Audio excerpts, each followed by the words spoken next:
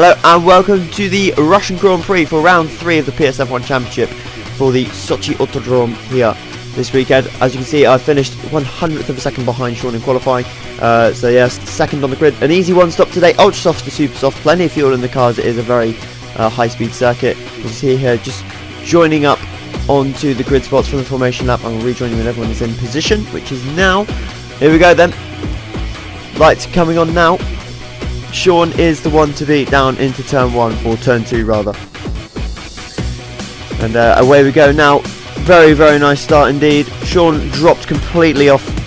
I'm not quite sure what happened there. We just didn't hook up his start, or quite what it was. We defend the inside here into turn 2, because of course turn 1 is that kink, and he's not getting past here. Nice and late on the brakes, and nailed that apex quite easily in the end. Actually, I was surprised to actually get the car around in one piece. Dougie and Sean, they're both taking different lines through turns 2 and 3, but we're easily into the lead at this point, and it was really a point. It was just, you know, coasting home really. As you can see, lap 10 here.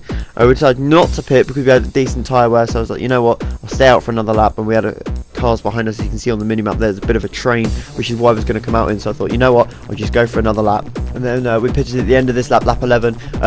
37 mile an hour pit limiter, so we go down to that nice and easily. And this is a little bit interesting here. Of course, we're in the Mercedes, so we're first in, and we actually come out inside Dougie's car. So yeah, I'm not quite sure if that was desync with him, because he does have lag, so it may have just been that.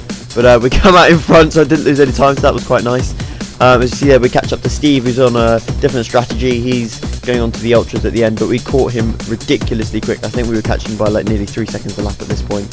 So as you can see, just eyeing him up out of the last corner, trying to get a nice easy pass down into turn 1.